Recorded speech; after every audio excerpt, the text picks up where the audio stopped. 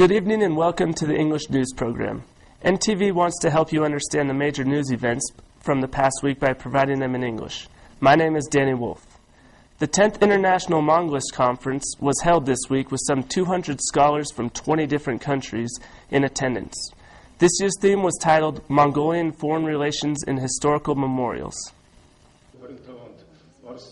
The conference began with welcoming speeches from President Elbek and the Minister of Foreign Affairs and Trade. Delegates attended the conference to take part in the following topics: Mongolian language, culture, politics, economy, foreign relations, diplomacy, independence, and revolution. Currently, there are 500 researchers from 30 different countries studying in Mongolia. The numbers of Mongolists continue to increase, which is important so more accurate information can be given abroad.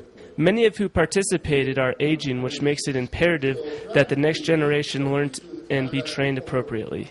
In his speech, President Elbek introduced a proposal to set up a fund to allow Mongolist University to provide scholarships for students who study. The first conference dates back to 1959 and is held every 5 years.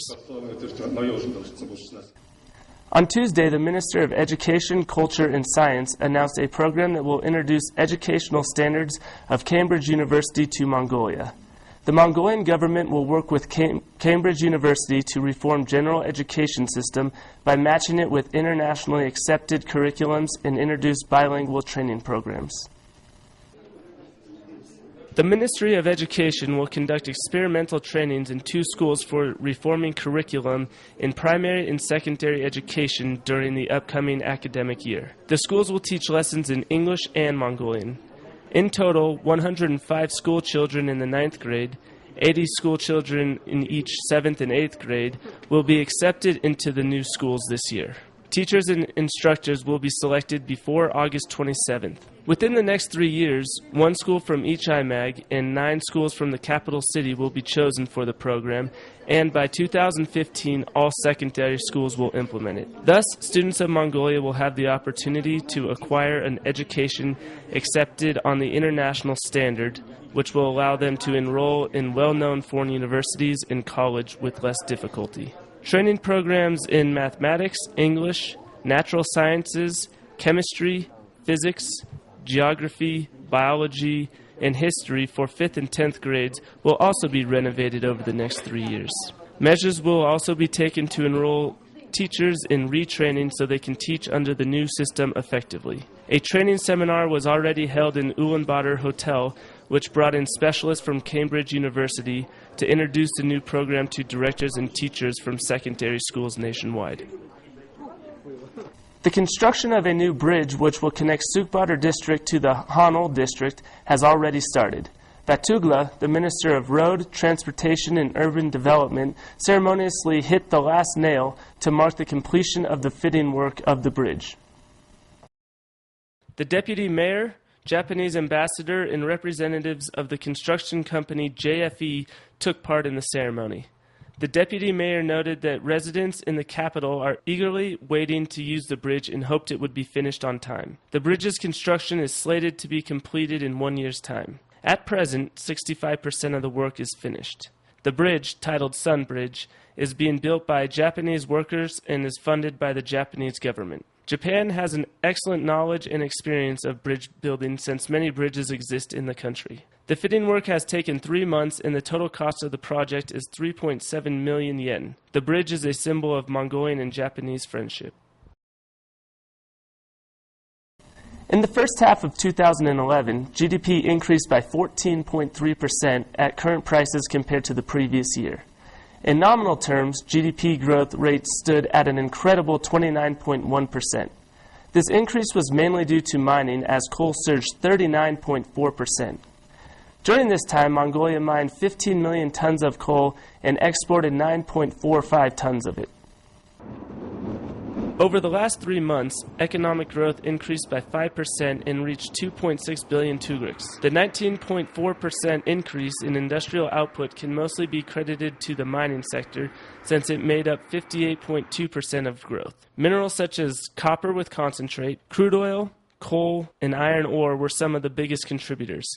Aside from the increases in industrial output, manufactured products such as bread, alcohol, Wood, cement, beer, cigarettes, concrete, and electrical wire were also increased. The Global Peace Festival will be organized in Ulaanbaatar between August 24th and 27th with President Elbekdorch as patron and support from the government. Its intention is to promote world peace and cooperation. The festival will be organized in 20 countries including America, Japan, Korea, Canada, Brazil, and others. A Global Peace Convention sponsored by the Global Peace Festival Foundation was held in November in Kenya. The Worldwide Mongolians Assembly, which first began in 2006 to commemorate the 800th anniversary of the Great Mongol State, will kick off the festival. The Minister of Foreign Affairs and Trade said all Mongolian people would observe this year's festival worldwide. The organizers expect 120 delegates from 28 countries to take part in the conference. The Global Peace Festival is not only a festival, but a means to raise awareness for good deeds and services done by groups and individuals. Therefore, many Mongolian youths introduced public good projects they participated in the countryside to the public. The sixth celebration of Father's Day took place on August 8th this year. Organized by the Mongolians Min Federation, the day is organized to promote reputation and duty of men to society, family, and children. Father's Day isn't a celebration but a national day of awareness. 48.8% of the Mongolian population is men. The most common casualties that impact men are heart disease, infections, and traffic accidents. Men make up only 21% of university students and make up around 91% of Mongolians who work abroad. In Ulaanbaatar, there are 5,200 single fathers raising their children alone. 90% of all criminal actions are committed by men.